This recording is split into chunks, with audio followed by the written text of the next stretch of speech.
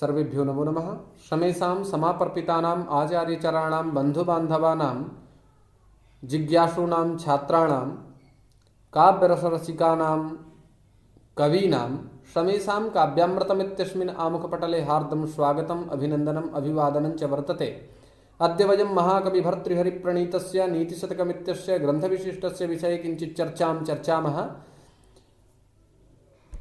आज हम लोग महाकवि भर्तृहरि प्रणीत नीति शतकम के 7वें श्लोक के बारे में चर्चा करेंगे। प्रस्तुत इस श्लोक में महाकवि भर्तृहरि जी मूर्खों के लिए मौन रहना ही श्रेयस्कर है, इस भाव का उपस्थापन करते हुए कहते हैं, इस मौन के माध्यम से वो मूर्ख लोग इस संसार में उपहास के पात्र नहीं बनेंगे। इस भाव का निरूपण करते हुए कहते हैं, स्वायत्तमेकांत गुणं विधात्रा विनिर्मितं छादनमज्ञतायाः विशेषतः सर्वविदां समाजे विभूषणं मौनम अपंडितानाम। अर्थात विधात्रा अर्थात विधाता जी के द्वारा, अपंडितानाम अर्थात पंडित भिन्नानाम मूर्ख जनानां कृते। तो पंडित किसे कहते हैं, ऐसी जिज्ञासा हमारे मन में होती है। तो सत असत विवेचनी जो बुद्धि, उसका जो मालिक, उसको पंडित कहते हैं। ऐसे अपंडितानाम, ऐसे पंडितों से भिन्न जो मूर्ख लोग हैं, उनके लिए स्वायत्तम अर्थात अपने अधीन, एकांत गुणम माने अत्यंत गुणकरम, अत्यंत गुणकरम एकांत गुणम अर्थात अत्यंत गुणकारी, मौनम अर्थात मौन रहना, अज्ञतायाः अर्थात मूर्खतायाः, छादनम अर्थात आवरण अर्थात विधाता ब्रह्मा जी के द्वारा अपंडितानाम माने पंडितों से भिन्न जो मूर्ख लोग हैं, ऐसे मूर्खों के लिए अपने ही अधीन अत्यंत गुणकारी मौन रूपी आवरण को बनाया है। यह अर्थ इस पंक्ति का लगा।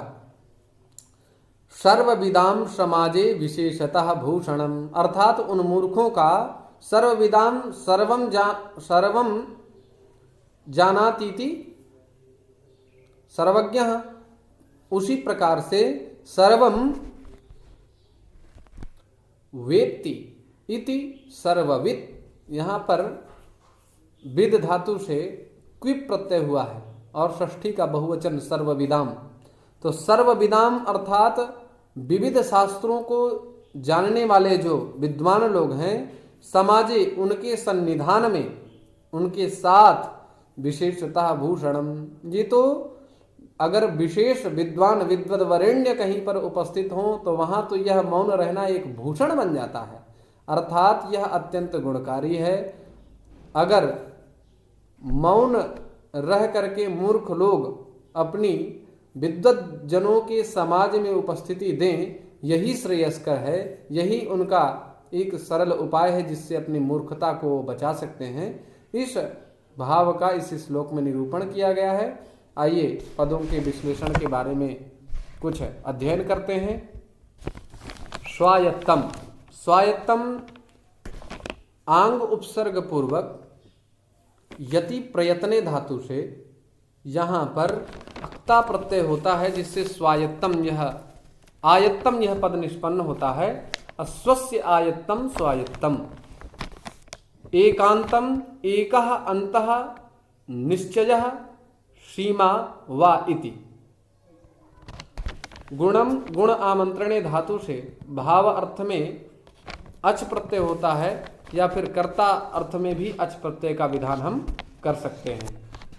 विधात्रा विपसर्ग पूर्वक दुधाई धारण पोषण यो धातु से त्रिन अथवा त्रिच प्रत्यय करने पर विधाता यह पद निष्पन्न होता है, और तृतीया बहुवचन में विधात्रा ऐसा पद निर्देश किया गया है। विनिर्मितम यहाँ पर व्युपसर्ग पूर्वक निर उपसर्ग पूर्वक मांग माने धातु से अक्ता प्रत्यय होता है, जिससे विनिर्मितम यह पद निष्पन्न होता है। छादनम छदि संवरणे इस धातु से ल्यू प्रत्यय होता है, जिससे छादनम अज्ञतायाः न जानातीति अज्ञः, यहाँ पर ज्ञा बोधने धातु से का प्रत्यय हुआ है और अज्ञः भावः अज्ञता और तस्य अज्ञतायाः, यहाँ पर तस्याः अज्ञतायाः, यहाँ पर षष्ठी एक वचन का निरूपण किया गया है। विशेषतः विउपसर्ग पूर्वक सिस्लृ विसरणे धातु से भाव अर्थ में घई प्रत्यय होता है, तो विशेषतः यहाँ पर तसिल प्रत्यय भी हो जाता है, तो विशेषतः यह पद निष्पन्न होता है।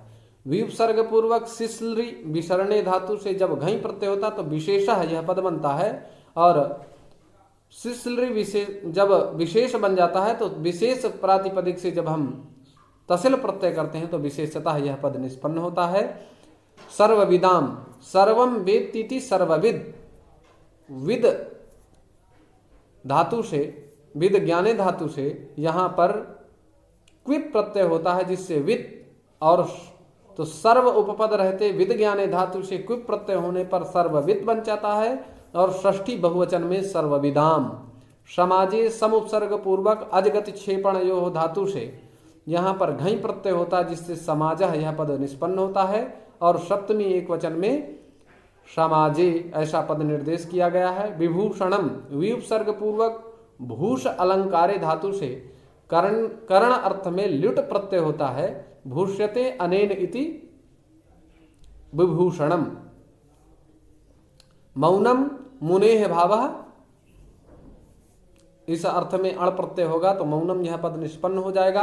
अपंडितानाम पंडा भेदोज्ज्वला बुद्धिर्जाता अस्य उतवा कर्तव्या कर्तव्यकारिणी भूता बुद्धि, या फिर शत असत विवेचनी बुद्धि, या फिर उचितानुचित विवेक कारिणी भूता बुद्धि। ऐसी बुद्धि का जो मालिक होता है उसको पंडित कहते हैं। सा अस्य संजाता, तारकादिभ्यो इतच, इस सूत्र के द्वारा इतच प्रत्यय होता है। ऐसी बुद्धि का जो मालिक उसको पंडा, ऐसे पंडा शब्द से इतच प्रत्यय होता है तारकादिभ्यो इतच से, तब जो है पंडितः यह पद निष्पन्न होता है। और न पंडितः इति अपंडितः तेषाम अपंडितानाम, ऐसा पद निर्देश किया गया है।